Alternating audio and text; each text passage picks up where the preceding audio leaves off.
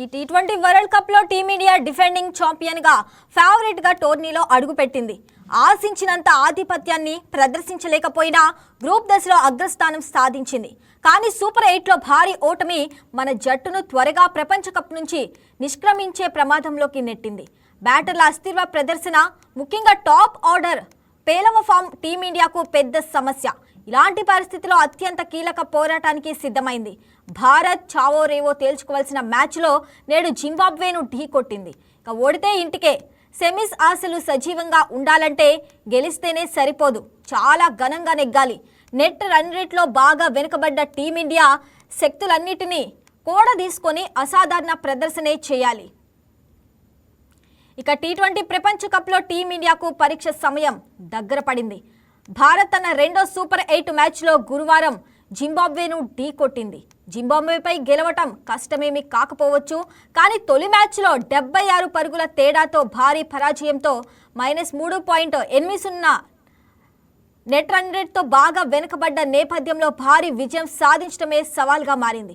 ఈ మ్యాచ్లోనే కాదు, సెమీఫైనల్ రేసులో ఉండాలంటే తన చివరి సూపర్ 8 వెస్టిండీస్తో పోరులోనూ టీమిండియా మంచి విజయం సాధించవలసి రావచ్చు. చెరో మ్యాచ్లో నెగ్గిన దక్షిణాఫ్రికా 3.800 నెట్ రన్ రేట్తో, వెస్టిండీస్ 5.350 రన్ రేట్తోనే గ్రూప్ 1లో చాలా ముందున్నాయి. ఈ నేపథ్యంలో గ్రూప్లో టాప్ 2లో నిలవాలంటే భారత జట్టు అద్భుతంగా ఆడాల్సిందే. ఇక టోర్నీలో టీమిండియా ప్రస్తుత సంకట స్థితికి ప్రధాన కారణం బ్యాటింగే అనడంలో సందేహం లేదు. మెరుపులు మెరిపించలేకపోయినా ఏదోలా గ్రూప్ దశలో అగ్రస్థానంలో నిలిచిన ఆ జట్టు సూపర్ 8లో తొలి మ్యాచ్లో ఒక్క బోర్లా పడింది. ఈ సమస్యను పరిష్కరించుకోవటం భారత్కు అత్యవసరం. దక్షిణాఫ్రికాపై చాలామంది బ్యాటర్లు పరిస్థితులను తమను తాము అన్వయించుకోకుండా పేలవ షాట్లతో వికెట్లు పారేసుకున్నారు. ఇక ముఖ్యంగా టాప్ ఆర్డర్లో అభిషేక్ శర్మ వైఫల్యం జట్టును దెబ్బతీస్తుంది. ఈ టోర్నీలో ఇప్పటి వరకు ఈ ఓపెనర్లు 4 మ్యాచ్ల్లో 3.75 సగటుతో కేవలం 15 పరుగులు చేశాడు. అందులో 3 డకౌట్లు. అతడు తనదైన శైలిలో ఆరంభాలు ఇచ్చి ఉంటే టోర్నీలో భారత్ పరిస్థితి భిన్నంగా ఉండేది. ఇక ఇప్పటికైనా అభిషేక్ పుంజుకోవటం ఆతిథ్య జట్టుకు చాలా కీలకం. కానీ ప్రస్తుత పరిస్థితిలో అతడు తన సహజ శైలిలో ఆడతాడా లేదా నియంత్రణ పాటిస్తాడా అన్నది ఆసక్తికరం. కొన్ని మెరుపులు ఇన్నింగులు ఆడిన మరో ఓపెనర్ ఇషాన్ కిషాన్ కూడా గత 2 మ్యాచ్ల్లో రాణించలేకపోయాడు. అతడు తిరిగి జోరందుకోవాలని జట్లు కోరుకుంటుంది. అభిషేక్, ఇషాన్ బ్యాట్లకు పని చెబితే భారత్ పని సగం పూర్తయినట్లే. సూర్యకుమార్ 180 పరుగులు చేశాడు, కానీ స్ట్రైక్ రేట్ 127 మాత్రమే. తిలక్ వర్మ కూడా అంతే వేగంగా బ్యాటింగ్ చేయలేకపోతున్నాడు.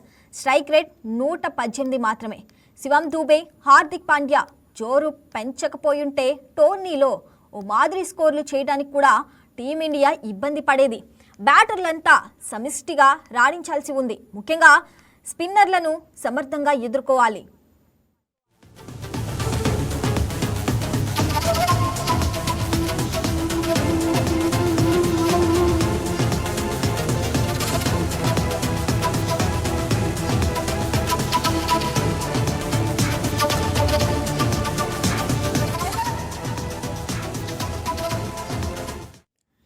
తండ్రి అనారోగ్యం కారణంగా ఇంటికి వెళ్లిన రింకు సింగ్ తిరిగి జట్టుతో చేరాడు. కానీ ఈ మ్యాచ్కు అతడికి తుది జట్టులో స్థానం దక్కటం అనుమానమే.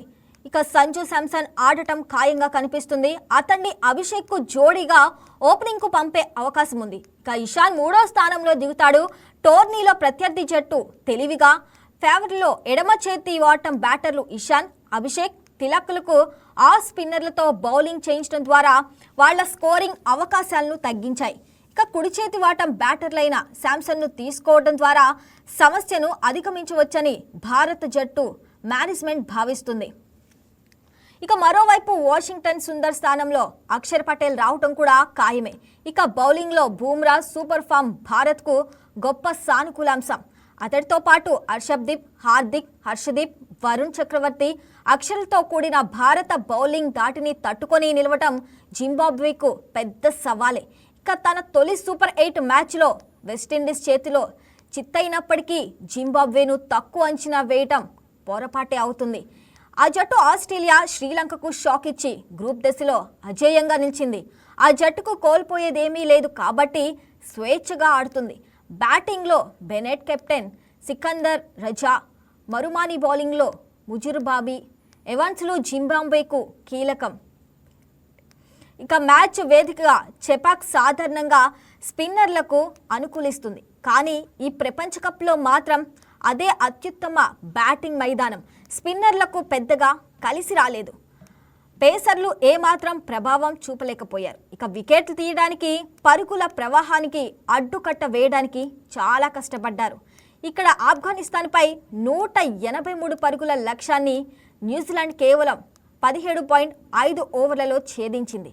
ఈ మ్యాచ్లో కూడా పిచ్ బ్యాటర్లకు సహకరించే అవకాశం ఉంది. మ్యాచ్కు ఎలాంటి వర్షం ముప్పు లేదు. ఇక టీమిండియా తుది జట్లో అభిషేక్ శర్మ, సంజు శాంసన్, ఇషాన్ కిషాన్, సూర్యకుమార్, తిలక్ వర్మ, హార్దిక్, దూబే, అక్షర్ పటేల్, హర్షదీప్, వరుణ్ చక్రవర్తి, బూమ్రాలు ఉండే అవకాశాలు ఎక్కువగా ఉన్నాయి. ఇక టీ20 ప్రపంచ కప్పుల్లో భారత్, జింబాబ్వే ఇంతకు ముందు ఒక్కసారి తలపడ్డాయి. 2022లో ఎంపీజీలో జరిగిన ఆ మ్యాచ్లో భారత్ 71 పరుగుల తేడాతో గెలిచింది. భారత్లో టీమిండియాతో టీ20 మ్యాచ్ ఆడటం జింబాబ్వేకు ఇదే తొలిసారి. Please subscribe to YK TV Network. Please subscribe to YK TV. Please watch YK News. Don't forget to subscribe YK News channel